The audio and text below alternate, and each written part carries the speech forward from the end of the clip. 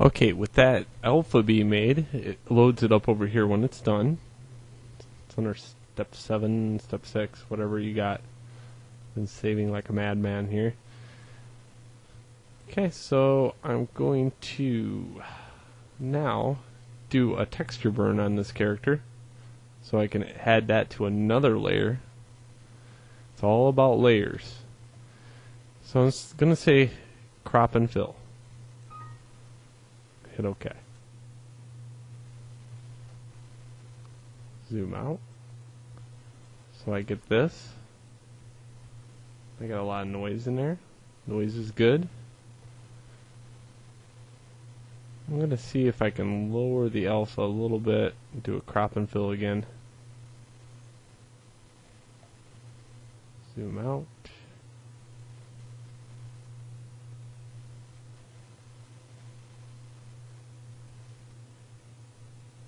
Okay. Alright, so I'm going to take and export this. Make sure that was my fast shader. Yep. So export maps, and I'm going to call this a shadow map.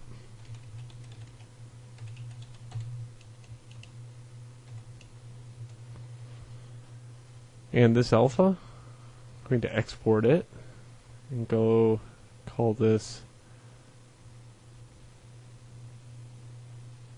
frog alpha.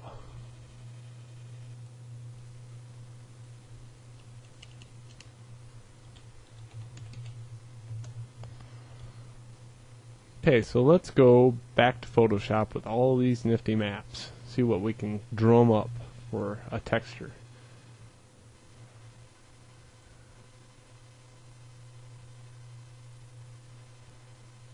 Okay, I still have this. This is I'm going to save it with layers this time. Frog mask layers. Oop, just frog skin layers.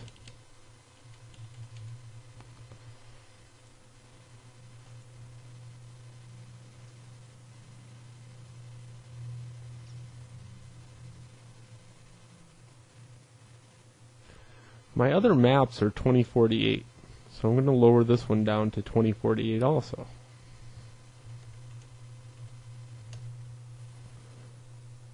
But I still want to keep that high-res one, just in case.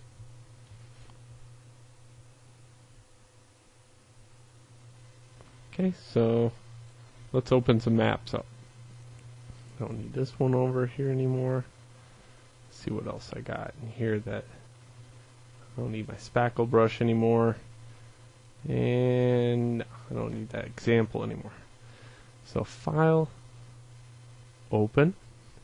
And we'll go with, let's see, my tree frog color,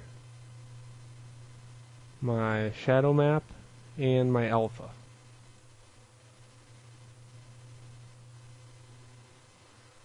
And we're going to dump all these onto that one document that we made earlier, and then line them up.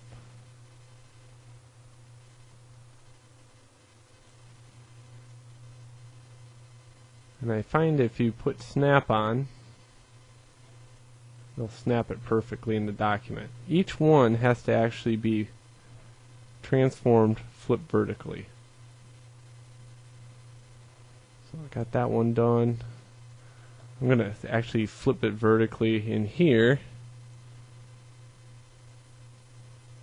and then drag it back over there.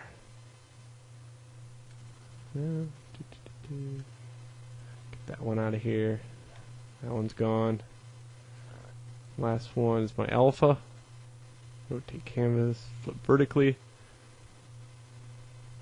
Put that one there.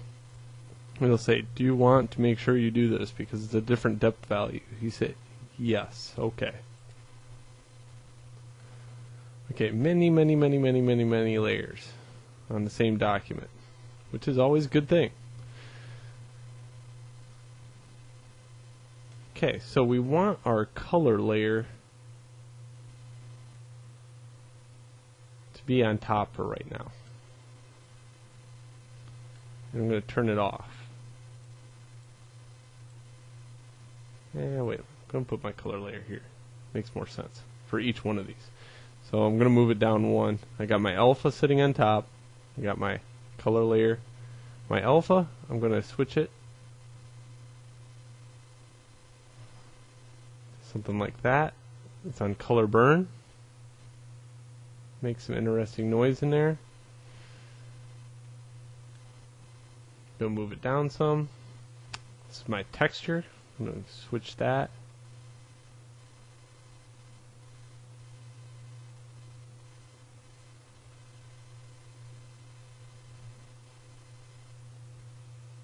And now I got an overlay on that one. Next is my shadow. My shadow actually goes on top of everything. Oh, that's not shadow, that's this. Shadow. Where are you, shadow? I do not see my shadow map. Alpha. Oh, my shadow map's already there. Okay. So, my alpha's on color burn, my shadow map's on overlay. I got my color. And if I even want more detail in it, which I don't know if that's even possible, but that one that we made earlier,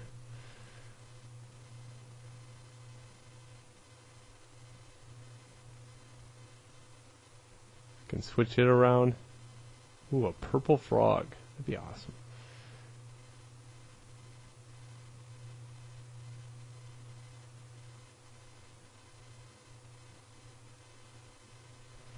Yeah. If you put that on multiply, you even get more. Now, the only thing is, see my shadow map? It's actually causing a lot more noise than I really want in there. So I'm going to take it, and I'm going to take my shadow map and actually blur it a little bit with the Gaussian blur. And I should get this.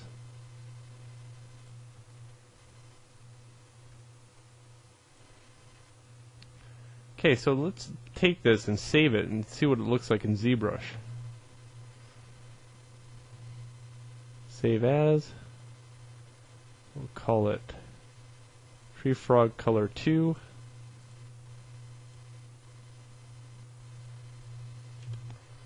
As a copy, no alphas, no layers. Save it. Go back to Zbrush. Document, new document, no.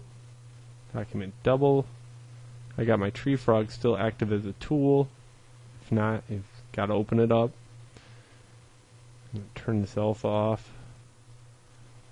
And texture import tree frog color 2. And texture flip vertically. Okay, what you're seeing here is the black spots on the map. And Zbrush thinks it's actually transparent. If you did a render on it, though, it should go away.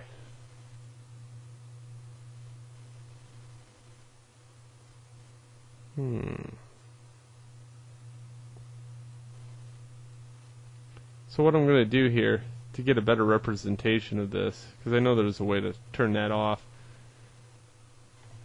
I'm going to also save this as a TGA.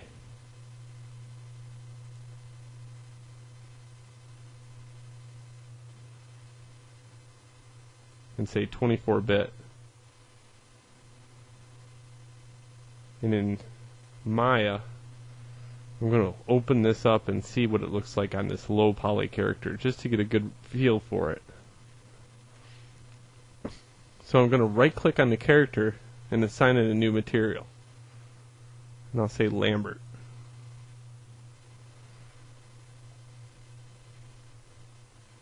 And here, when it pops up, it'll say, ask you what color do you want? Well, I want that TGA that I have.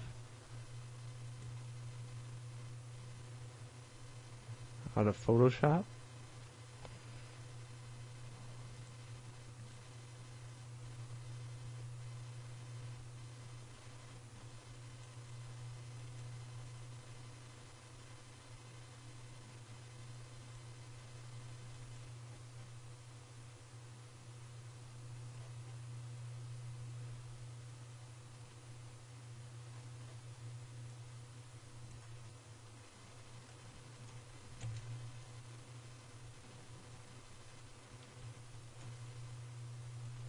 Take that wireframe unshaded off.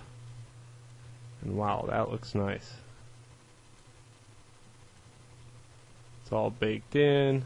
I don't see any seams whatsoever. See the black areas, and Zbrush thought it was. See a little in the mouth, easy to fix. I'm going to go to normals, soften edge. That'll make it so it looks more round. Yeah, there we go. I like that. Okay, so now we're going to make normal maps and displacement maps for the character. I don't need much. In fact, I really kind of don't rely on too much normal maps and displacement maps if I'm going to animate a character because it's so freaking slow. So I want to keep as much as this at texture level than anything else. Like this mouth is it's got a little bit of a harsh edge right here. I might want to clean that up. Yeah, it doesn't look too bad from a distance, though.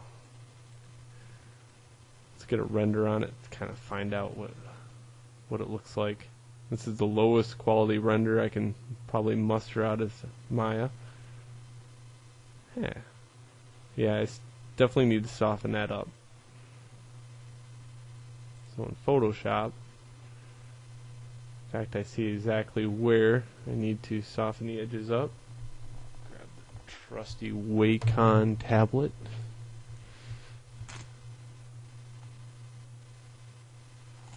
And I'm going to go where the mouth is and steal some color in here. This right here. And I'm going to go on top of everything if I need to touch up anything. Another layer. And I got my spackle brush. That'll actually work pretty good if I tweak it out some. Take scattering off. Go back to shape dynamics. Size, jitter way down. My spacing, on the other hand, needs to be turned down, and my other dynamics need to be turned, because I don't want to just throw any kind of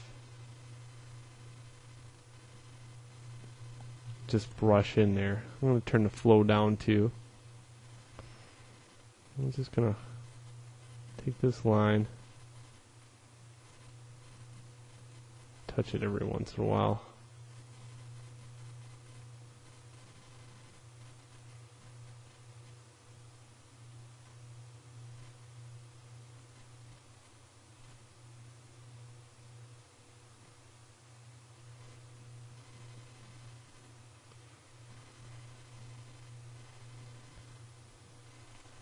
Turn that off for a sec. I'm going to take and make this into one solid map. That way I can use all the Photoshop tools because there's so many layers.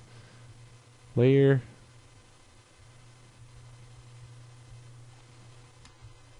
Layer.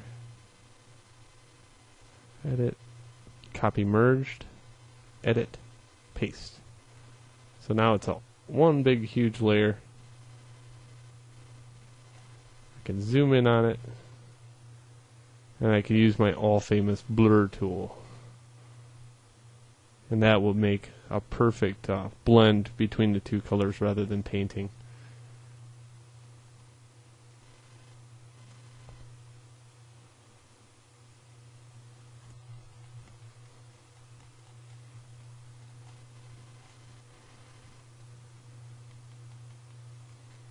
Try to blur some of these out here.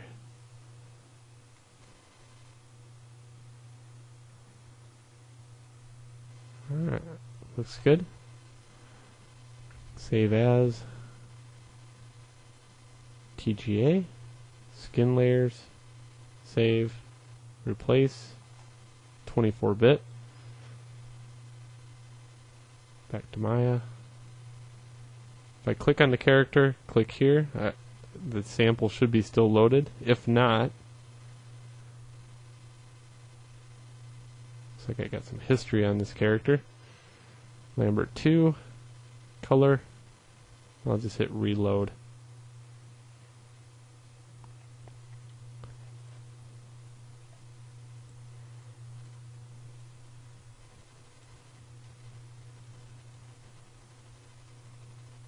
A little bit more blurring.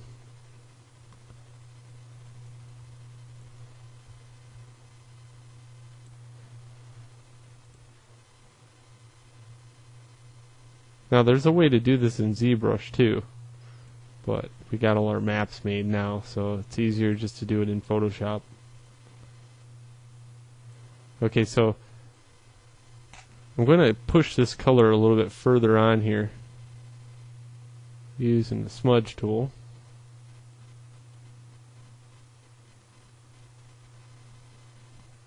Only bad thing about the smudge tool, it ruins pixels, so just be careful with it.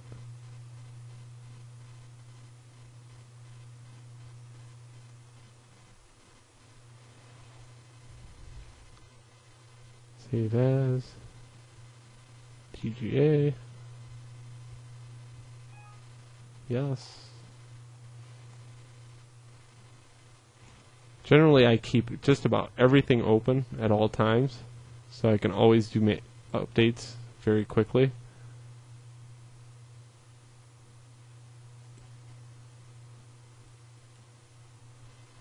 There we go. That looks very believable.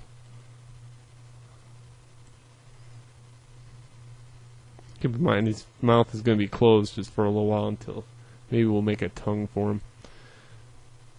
Alright, so that's your color map. Now we're going to make normal and displacement maps.